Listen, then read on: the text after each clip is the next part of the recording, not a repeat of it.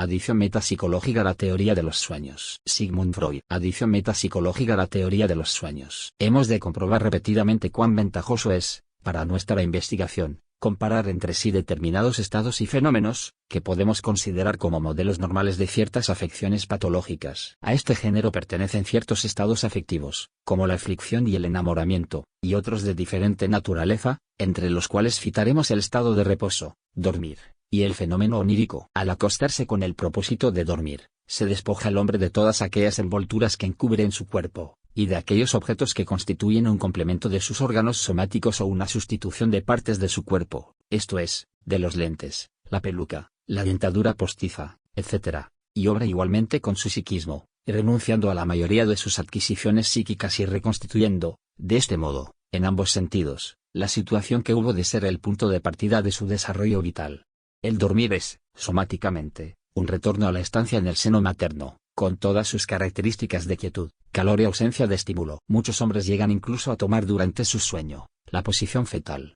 El estado psíquico del durmiente se caracteriza por un retraimiento casi absoluto del mundo circunambiente, y la cesación de todo interés hacia él. Cuando investigamos los estados psiconeuróticos, nos vemos impulsados a acentuar, en cada uno de ellos, las llamadas regresiones temporales, o sea el montante del retroceso que le es particular, hacia las más tempranas fases del desarrollo.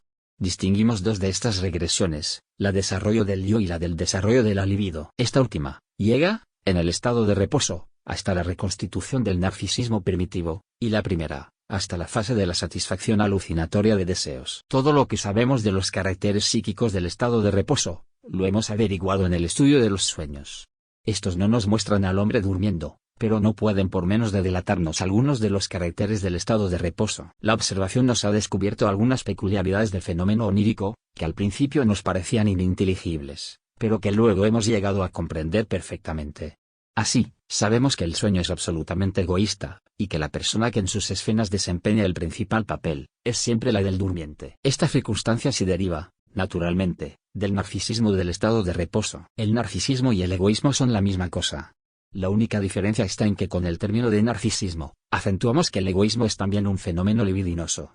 O dicho de otro modo, el narcisismo puede ser considerado como el complemento libidinoso del egoísmo. También se nos hace comprensible la capacidad diagnóstica del sueño, que nos descubre, durante el reposo, los síntomas de una enfermedad en sus comienzos, síntomas que pasaban inadvertidos durante la vigilia. El fenómeno onírico amplifica, en efecto, hasta lo gigantesco, todas las sensaciones somáticas. Esta amplificación es de naturaleza hipocondríaca, presupone que toda la carga psíquica ha sido retraída del mundo exterior y acumulada en el yo, y permite descubrir en el sueño modificaciones somáticas, que durante la vigilia hubieran permanecido aún inadvertidas por algún tiempo. Un sueño constituye la señal de que ha surgido algo que tendía a perturbar el reposo, y nos da a conocer la forma en que esta perturbación puede ser rechazada. El durmiente sueña en lugar de despertar bajo los efectos de la perturbación, resultando así el sueño un guardián del reposo. En lugar del estímulo interior que aspiraba a atraer la atención del sujeto, ha surgido un suceso exterior, el fenómeno onírico cuyas aspiraciones han quedado satisfechas. Un sueño es, pues, una proyección al exterior, de un proceso interior. Recordamos haber hallado ya en otro lugar, la proyección, entre los medios de defensa. También el mecanismo de la fobia histérica culminaba en el hecho de que el individuo podía protegerse, por medio de tentativas de fuga contra un peligro exterior, surgido en lugar de un estímulo instintivo interno.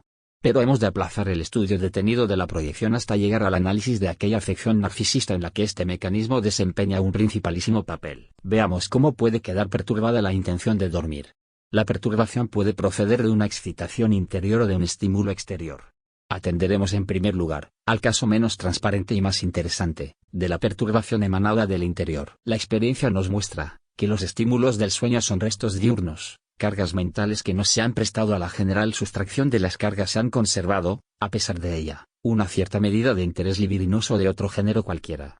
Así, pues, hallamos aquí una primera excepción del narcisismo del estado de reposo, excepción que da lugar a la elaboración onírica. Los restos diurnos se nos dan a conocer en el análisis, como ideas oníricas latentes, y tenemos que considerarlos, por su naturaleza y su situación, como representaciones preconscientes, pertenecientes al sistema PREC. El subsiguiente esclarecimiento de la formación de los sueños no deja de oponernos determinadas dificultades. El narcisismo del estado de reposo significa la sustracción de la carga de todas las representaciones objetivas, y tanto de la parte inconsciente de las mismas como de su parte preconsciente. Así, pues, cuando comprobamos que determinados restos diurnos han permanecido cargados, no podemos inclinarnos a admitir que han adquirido durante la noche energía suficiente para atraer la atención de la conciencia. Más bien supondremos que la carga que conservan es mucho más débil que la que poseían durante el día. El análisis nos evita aquí más amplias especulaciones, demostrándonos que estos restos diurnos tienen que recibir un refuerzo, emanado de las fuentes instintivas inconscientes, para poder surgir como formadores de sueños. Esta hipótesis no ofrece, al principio, dificultad ninguna, pues hemos de suponer que la censura situada entre el sistema PREC y el Incorporated se haya muy disminuido durante el reposo, quedando, por lo tanto, muy facilitada la relación entre ambos sistemas. Sin embargo, surge aquí una objeción que no podemos silenciar.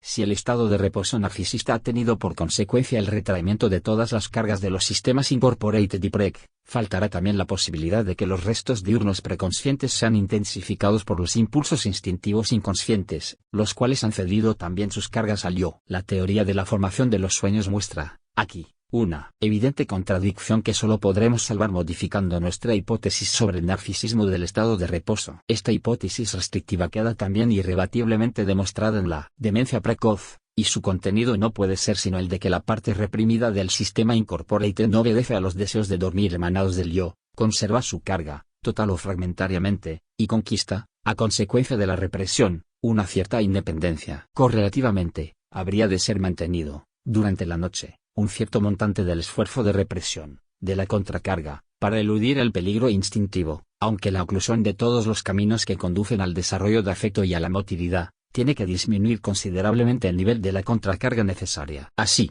pues, describiríamos en la forma siguiente la situación que conduce a la formación de sueños. El deseo de dormir intenta retraer todas las cargas emanadas del yo y constituir un narcisismo absoluto. Este propósito no puede ser conseguido sino a medias, pues lo reprimido del sistema Incorporated no obedece al deseo de dormir. Por lo tanto, tiene que ser mantenida también una parte de la contracarga, y la censura entre el sistema Incorporated y el PREC ha de permanecer vigilante aunque no tanto como durante el día.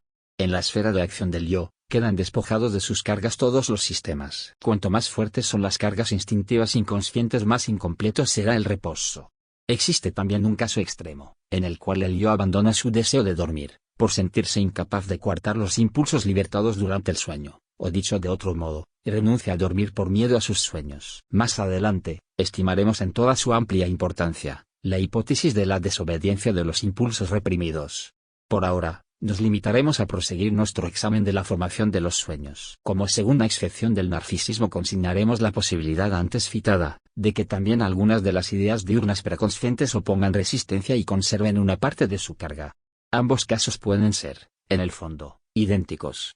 La resistencia de los restos diurnos puede depender de su conexión, existente ya en la vigilia, con impulsos inconscientes. Pero también puede suceder algo menos sencillo, o sea que los restos diurnos no despojados totalmente de su carga, se pongan en relación con lo reprimido, durante el estado de reposo, merced a la mayor facilidad de comunicación entre los sistemas PREC e Incorporated. En ambos casos tiene efecto el mismo progreso decisivo de la formación onírica, esto es, queda constituido el deseo onírico preconsciente, que da expresión, con el material de los restos diurnos preconscientes, al impulso inconsciente.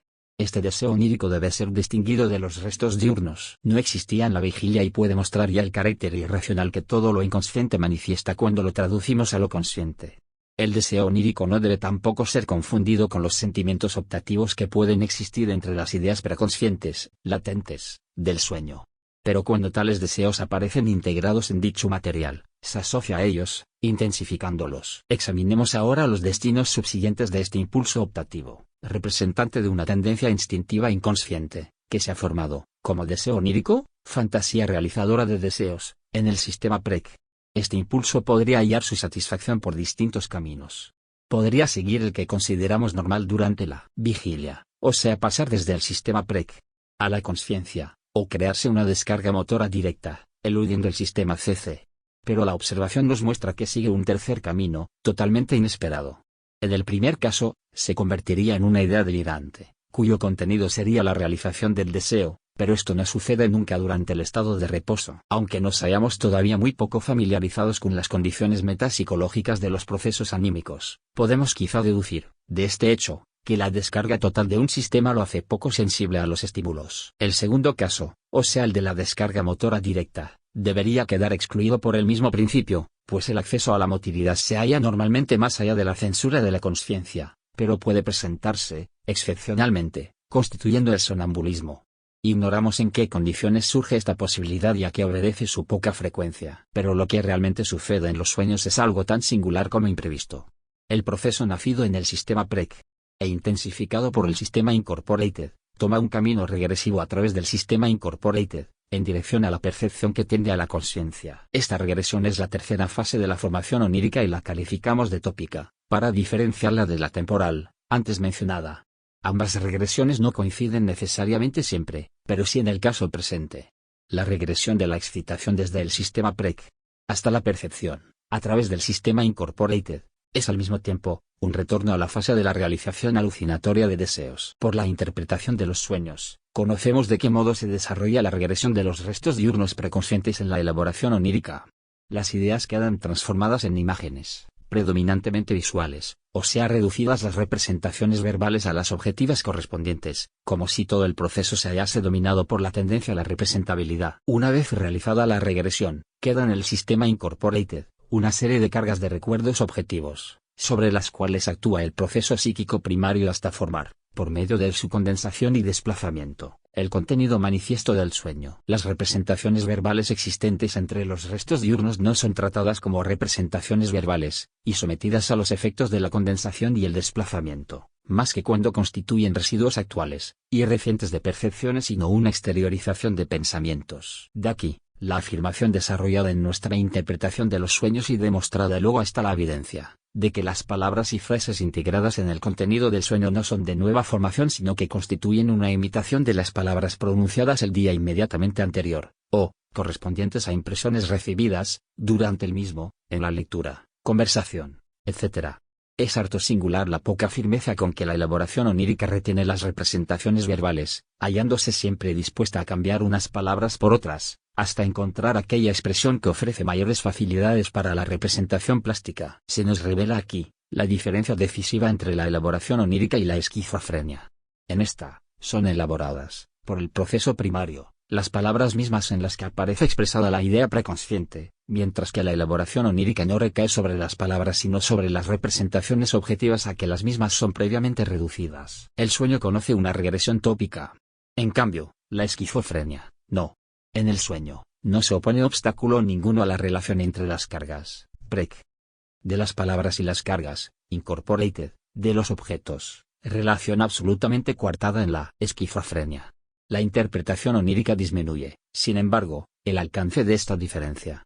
Al revelarnos, en su labor interpretadora, el curso de la elaboración de los sueños, explorando los caminos que conducen desde las ideas latentes a los elementos del sueño, descubriendo el aprovechamiento de los equívocos verbales indicando los puentes de palabras, tendidos entre diversos sectores del material, hace la interpretación onírica una impresión tan pronto chistosa como esquizofrénica, y nos impulsa a olvidar que todas las operaciones verbales no son, para el sueño, sino una preparación de la regresión a los objetos. El final del proceso onírico consiste en que el contenido ideológico, regresivamente transformado y convertido en una fantasía optativa, se hace consciente bajo la forma de una percepción sensorial, transformación durante la cual recibe la elaboración secundaria a la que es sometida toda percepción. Decimos entonces, que el deseo onírico es alucinado, y su cumplimiento encuentra, como tal alucinación, completo crédito. Esta parte final de la formación de los sueños presenta ciertos puntos oscuros, para cuyo esclarecimiento vamos a comparar el sueño con los estados patológicos afines. La formación de la fantasía optativa, y su regresión a la alucinación constituyen los elementos más importantes de la elaboración onírica, pero no le son exclusivamente peculiares. Por el contrario, los hallamos igualmente en dos estados patológicos, en la demencia aguda alucinatoria, la demencia de Maynard, y en la fase alucinaria de la esquizofrenia. El delirio alucinatorio de la demencia es una fantasía optativa claramente visible, y a veces, tan completamente ordenada como un bello sueño diurno. Pudiera hablarse en general de una psicosis optativa alucinatoria, y reconocerla tanto en el sueño como en la demencia. Existen también sueños, que no consisten sino en fantasías optativas de amplio contenido y nada deformadas. La fase alucinatoria de la esquizofrenia no ha sido tan detenidamente estudiada. Parece ser, generalmente, de naturaleza compuesta, pero podría corresponder a una nueva tentativa de restitución, que tendería a devolver a las representaciones objetivas la carga libidinosa. Los demás estados alucinatorios que observamos en diversas afecciones patológicas, no pueden ser integrados en este paralelo, por carecer nosotros de experiencia propia sobre ellos y sernos imposible utilizar la de otros. La psicosis optativa alucinatoria, en el sueño o en otro estado cualquiera, realiza dos funciones nada coincidentes. No solo lleva a la consciencia deseos ocultos o reprimidos, sino que los representa como satisfechos y encuentra completo crédito. No puede afirmarse que los deseos inconscientes hayan de ser tenidos por realidades una vez que han logrado hacerse conscientes, pues nuestro juicio es muy capaz de distinguir las realidades, incluso de deseos y representaciones tan intensos como estos. En cambio parece justificado admitir que la creencia en la realidad se haya ligado a la percepción sensorial. Cuando una idea ha encontrado el camino regresivo que conduce hasta las huellas mnémicas inconscientes de los objetos y desde ellas, hasta la percepción, reconocemos su percepción como real. Así, pues, la alucinación tendría como premisa obligada, la regresión. El mecanismo de esta última se nos revela fácilmente en el fenómeno onírico. La regresión de las ideas preconscientes del sueño hasta las imágenes mnémicas de las cosas, se nos revela, en efecto, como una consecuencia de la atracción que estas representaciones instintivas inconscientes, por ejemplo, los recuerdos reprimidos de sucesos vividos ejercen sobre las ideas concretadas en palabras. Pero observamos enseguida, que seguimos aquí una falsa pista. Si el misterio de la alucinación no fuera otro que el de la regresión, toda regresión suficientemente intensa, habría de producir una alucinación con creencia en su realidad, y conocernos casos en los que una reflexión regresiva lleva a la consciencia imágenes mnémicas visuales muy precisas, que, sin embargo, no consideramos ni un solo instante como percepciones reales.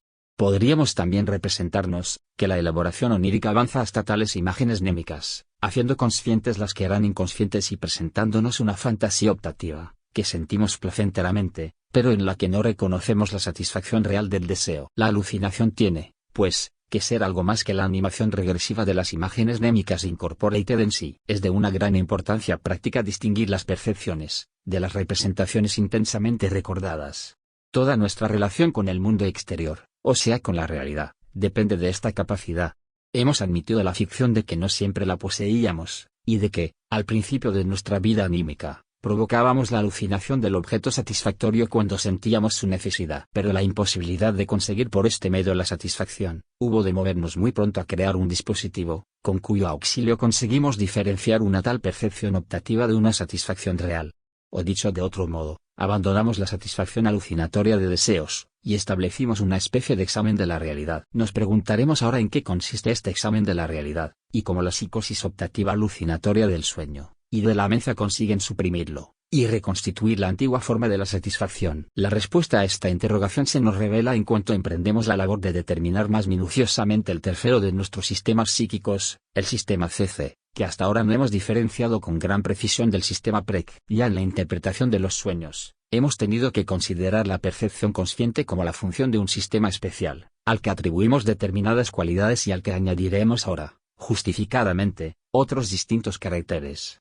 Este sistema, al que dimos el nombre de sistema P, lo haremos coincidir ahora con el sistema CC, de cuya labor depende la percatación. Pero ni aún así coincide por completo el hecho de la consciencia con la pertenencia a un sistema, pues ya hemos visto, que nos es imposible reconocer un lugar psíquico en el sistema CC o en el P. Aplazando la resolución de esta dificultad hasta entrar de lleno en la investigación del sistema CC, nos limitaremos a anticipar la hipótesis de que la alucinación consiste en una carga del sistema CC-P, carga que no es efectuada, como normalmente, desde el exterior, sino desde el interior, y que tiene por condición el avance de la regresión hasta este sistema, pasando así por alto el examen de la realidad. En páginas anteriores y al tratar de los instintos y sus destinos, admitimos que el organismo, inerme en sus comienzos, pudo crearse, por medio de sus percepciones, una primera orientación en el mundo, distinguiendo un exterior y un interior, por la diversa relación de estos elementos con su acción muscular. Aquellas percepciones que le era posible suprimir por medio de un acto muscular, eran reconocidas como exteriores y reales.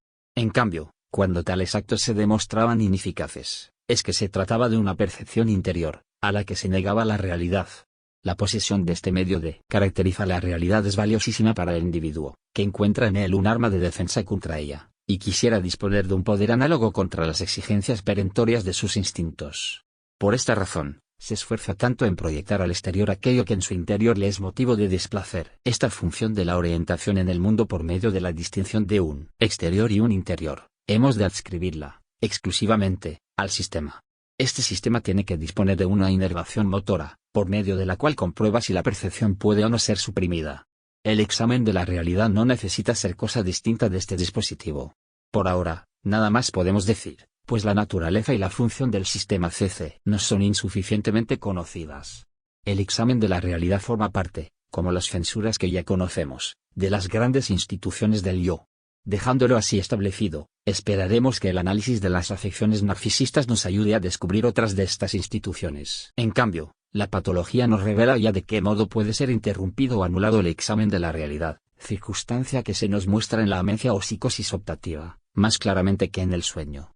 La amencia es la reacción a una pérdida afirmada por la realidad, pero que ha de serle negada al yo, que no podría soportarla. En este caso, el yo interrumpe su relación con la realidad y sustrae, al sistema de las percepciones CC, su carga, o mejor dicho, una carga cuya especial naturaleza habrá de ser a un objeto de investigación. Con este apartamiento de la realidad, queda interrumpido su examen y las fantasías optativas no reprimidas, y completamente conscientes pueden penetrar en el sistema, y son reconocidas como una realidad más satisfactoria. La amencia nos ofrece el interesante espectáculo de una disociación entre el yo y uno de sus órganos, precisamente aquel que con más fidelidad le servía, y se hallaba más íntimamente ligado a él. Aquello que en la amencia lleva a cabo la represión, es realizado en el sueño, por la renuncia voluntaria.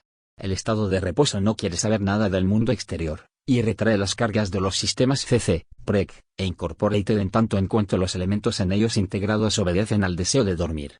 Con la falta de carga del sistema CC, cesa la posibilidad de un examen de la realidad, y las excitaciones independientes del estado de reposo, que toman el camino de la regresión, lo encontrarán libre hasta el sistema CC, en el cual pasarán por realidades indiscutibles. La psicosis alucinatoria de la demencia precoz, no puede, pues, pertenecer a los síntomas iniciales de la misma, y solo surgirá cuando el yo del enfermo llega a una tal descomposición, que el examen de la realidad no evita ya el proceso alucinatorio. Por lo que respecta a la psicología de los procesos oníricos, concluimos que todos los caracteres esenciales del sueño son determinados por la condición del estado de reposo.